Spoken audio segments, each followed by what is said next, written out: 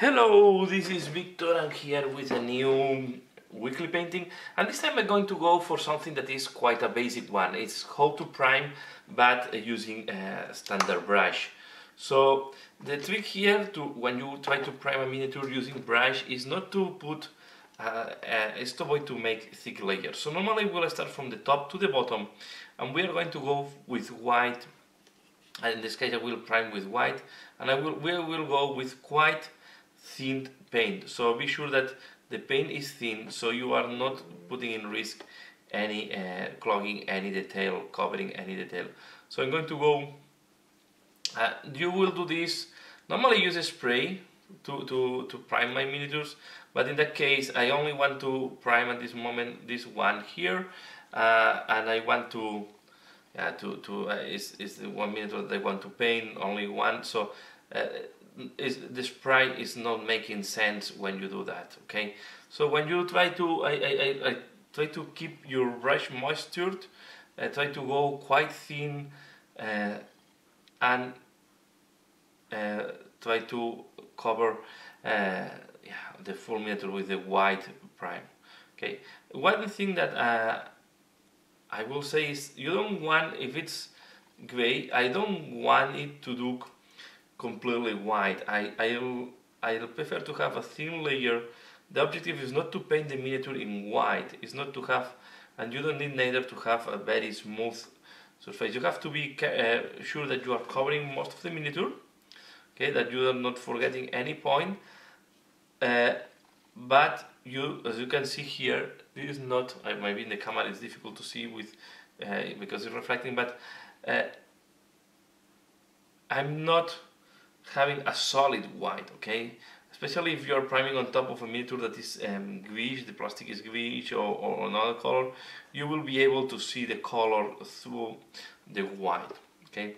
It's, if you have to prime just one miniature, it's a quite fast thing to do, will not take too much time, and after priming you will need to wait, I don't know, it's going to be in that case some minutes, right? It's not going to last, as we paint quite thin, more likely you will need to wait a little bit longer than base coating, but it's not going to be that much. It's going to be less time than, for example, after applying a wash, okay? But you don't need to wait. If you have to do something quite urgently and you need to go fast, priming with brush is better than priming with a spray, because the advantage is that you can start doing the paint job faster, especially if something that is urgent and you need to paint it for the day, for the next day or something like that. Yeah, and you don't have airbrush, okay? So as I don't have airbrush, I do that. And yeah, to just, if you need only to paint just one miniature, I think brush priming is not a bad deal. Okay, so we try to play. What I'm looking is that I don't forget any spot, and it's important to apply, especially if this like in the case that we have a metal miniature. It's important to have. I will also prime the base, by the way. It's important to do this priming because it will help the rest of the paint job to hold well, or to be to keep it to minimize the chipping. Metal is not possible to completely avoid the chipping of paint or the rubbing, but you want a good, the priming will give a good base to then do the paint job on top, especially if it's metal. I always recommend to give this prime. Don't paint directly on the material. Always put a prime to help you on the next, on the paint job. The paint job is going to hold well, is going to stay well on the miniature that you're going to paint. You can see not too much time. I wanted to do the full miniature on the video so you can see how much time I'm talking, and you have seen that I go quite thin. Almost the top part is dry.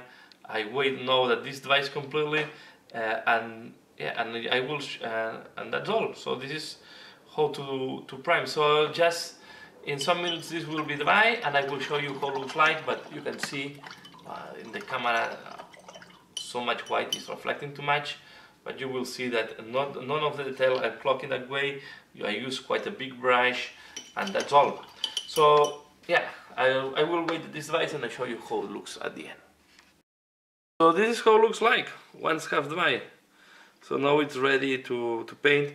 You see that there is some gloss or some shiny on some places, but yeah, you don't need to be perfect when you are priming with brush. And this is good enough. Once it's painted, nobody will know if you have primed with spray, with brush, or with airbrush. Yes, a fast one this week.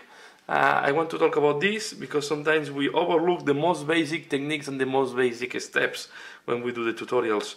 So that's all for now.